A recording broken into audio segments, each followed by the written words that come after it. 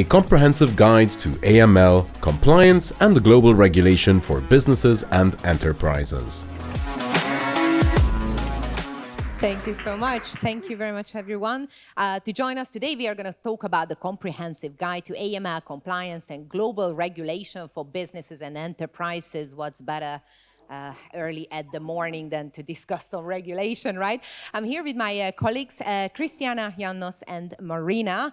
And I will allow the guys to speak a couple of words about themselves and their businesses, what connects you to blockchain, and then we jump in. I can see that we don't have that many people who are listening to us here, but please feel free to join in any kind of questions, or if you have any issues that you would like us to discuss on stage, we are more than welcoming any kind of questions. So let's jump in.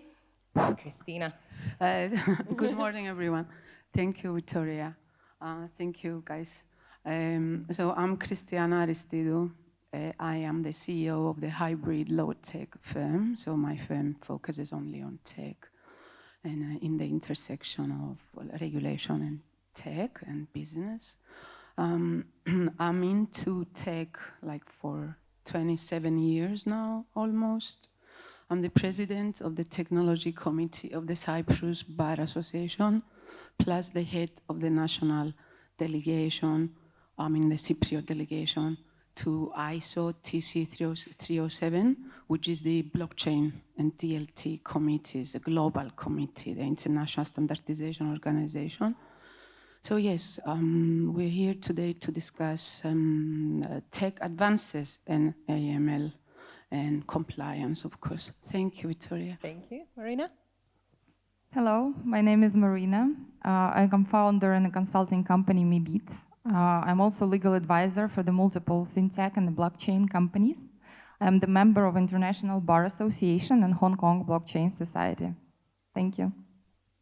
Good morning. My name is Yiannos Ashiotis. I'm the managing director of GRC Partners. We're a consulting firm. Been involved in governance, risk, and compliance for quite a few years. We're really involved in the crypto sector. I'm also sitting on the board of Revolut Digital Technologies, which is Revolut's crypto business hub, so to speak. And I'm sure that we're going to have a very interesting panel. That's right. And my name is Viktoria Soltesz. I'm the founder of PSP Angels, which is a payment consultancy company. Through my consultancy, I've seen a lot of creative solutions for different payments, which also includes blockchain. So I think we're going to have a blast discussing all of this. We only have 17 minutes, so let's jump straight into that. Christiana, maybe we can start with you. As a technology lawyer, what do you think? Where are we now? What are the challenges? And how do you overcome? Oh, Viktoria, this is a very huge question to reply to. I mean, even if I had an hour, I wouldn't be able to stop. So, AML, how I see it from my perspective as a lawyer dealing with tech every day. Honestly, dealing with tech and platforms and projects every day. So I combine the practical with the academic, though, and the training courses that I do, just for the people to know that what I will share comes from my experience as a trainer as well. I have trained the central bank, I have trained CISEC, I have trained other regulators globally and in Europe for their digital matters. So AML has started like from the need to detect crime, and it's not only about anti-money laundering, but it's about other financial crimes and generally crimes. So this is what we're trying to do now. So we started in Europe, for example, we started from AML being a directive, which means actually in the area of EU, the countries had to adopt that directive. So then we had AML Directive 1, then AML Directive 2, AML Directive 3, AML Directive 4, And then finally, we got these changes to AML Directive 4, and we have the fifth one. What we see, though, during this evolution, because it's about evolution of AML, we see that tech is advancing rapidly. So it affects the area of AML and financial crime. That is why we see the much more time between AML Directive 1, 2, and 3, and then we see during less time, we came up with fourth and fifth, and now we are expecting to have the package. Why? Because the first 5 AML were directives. Directives mean we adopt them, we pass them through the parliament, we are allowed, we have the flexibility to make changes. So they thought, because we issue directives, we do not have harmonized law anymore. So they thought, let's go for a regulation. Why a regulation? Because a regulation in Europe, for example, has direct effect. So we don't have that flexibility. So no one country in Europe will have that flexibility any longer to pass it as per their wishes. So now we get to a more harmonized regime. So this harmonized regime now with AML 6, which comes with 4 proposals, it's a regulation, it's a directive, is the establishment of AMLA and the TFR, which is about the transfer of funds. So we get 4 proposals under this new framework. However, I see that globally, all of the countries are influenced to a degree from FATF. FATF is the Financial Action Task Force, the institution that body, the international body that Europe followed, and we follow it. The other countries will do as well. So we see the AML getting more harmonized, although also overwhelmed. So we need to balance what we have to do with allowing technology and innovation. I agree, and I always say that money is like water. If it wants to flow, it is going to find a way, and this is what we discussed over a coffee earlier when we started the panel, that there is always innovation and the regulation is catching up with that, and that's why we have AML 1, 2, 3, 4, 5, and now we are at the 6th. Marina, can you shed a bit of light from the non-European perspective, because you are very much involved in non-European regulation around the blockchain and the cryptocurrencies? Yes, I would say that I totally agree with Christiana. So FATF is this basic stone on which all regulation based in the countries, and including in European Union and Singapore and Hong Kong. The unification of anti-money laundering rule will allow a company to work more globally. And this is what the technology itself, the blockchain technology, meant to be, right? So it's like opening the new markets. And then the company has to catch up with the regulation in every jurisdiction where they're operating. And this is very important. Like right now in Europe with MiCA next year coming into force, you don't have to do the substance in every European country because of the unification of this regulation, which is an amazing part, right? Of course, MiCA is not covering AML. It's under the directives of the European Union and also the fund transferring and all others regulation.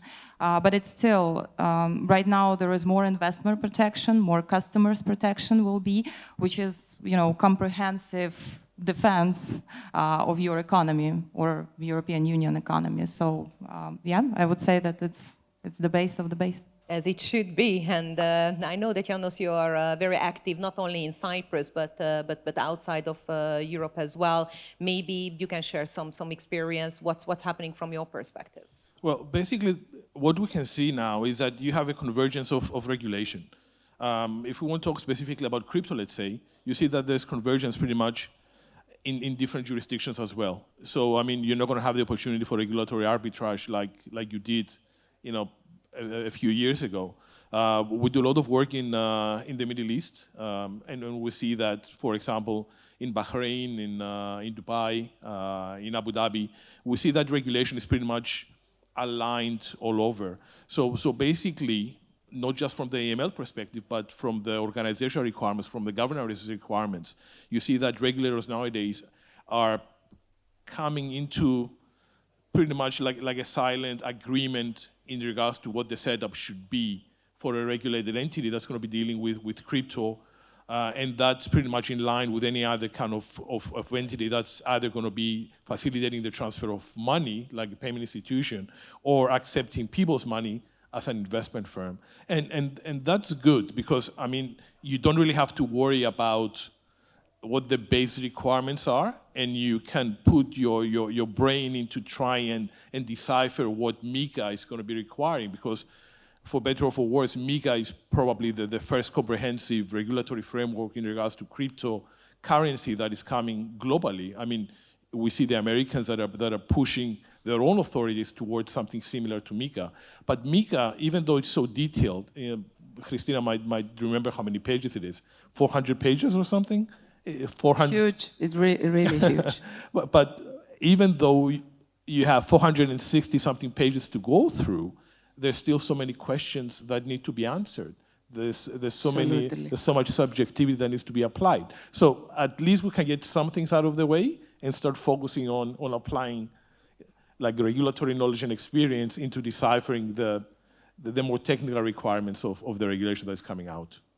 Yes, and it's interesting because the current regulation is obviously trying to eliminate the usage of the cash for obvious reasons, because if I give 1,000 euros to anyone in the audience, I don't know how many will actually declare it on the next year's tax return, right?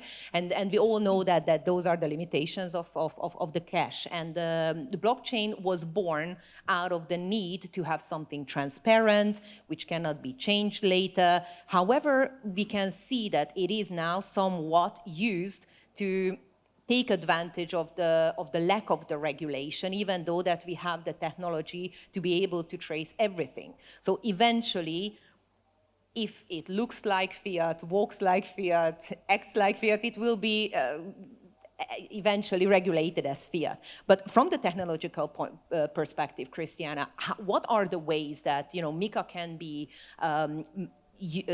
enforced through using that blockchain technology, which is indeed a transparent ledger? That would require a short analysis of MiCA. So MiCA covers 3 different classes of assets. Asset reference tokens, we call them ARTs. EMTs, electronic money tokens, we call them EMTs, and other tokens.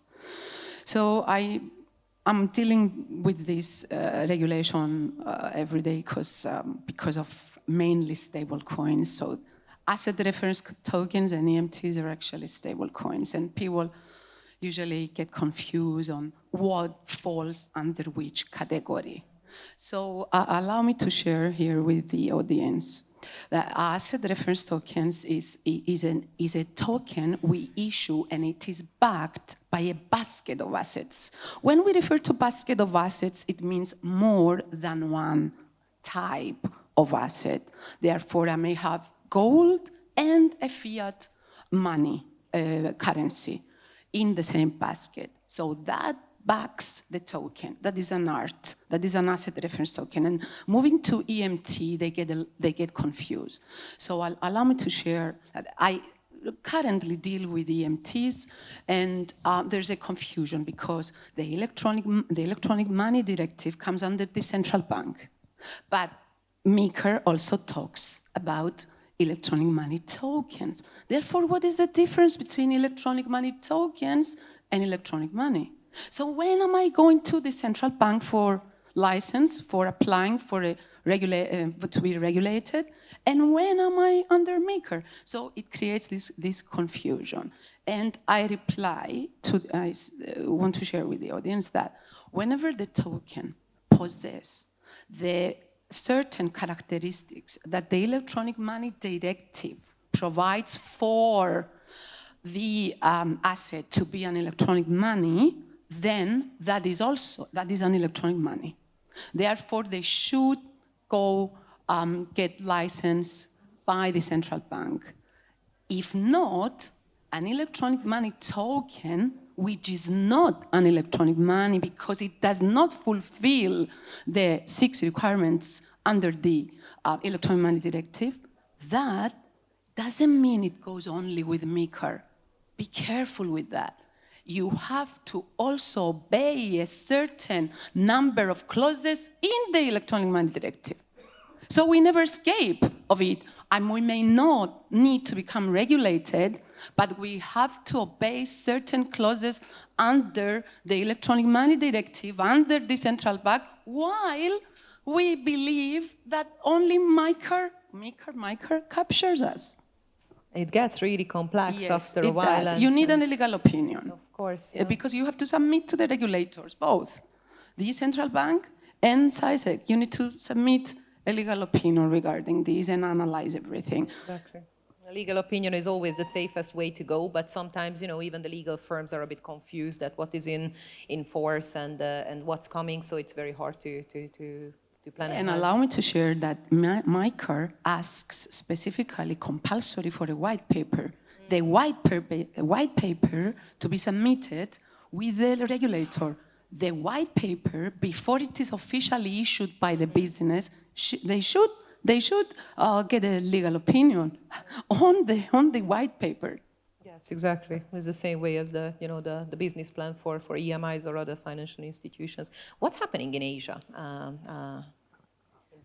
Like the most progressive still Singapore with their Payment Act, which allows to get one single license for multiple activity types, including the digital payment token. This is all cryptocurrency which is recognized by the Monetary Authority of Singapore as a digital payment token. Otherwise, it's most likely will go to the category of security, but it's, again, as we just discussed, as a question of the legal opinion and put the correct nature on your token, which is reflecting what is the functionality of your token, why this token overall in the first place was created.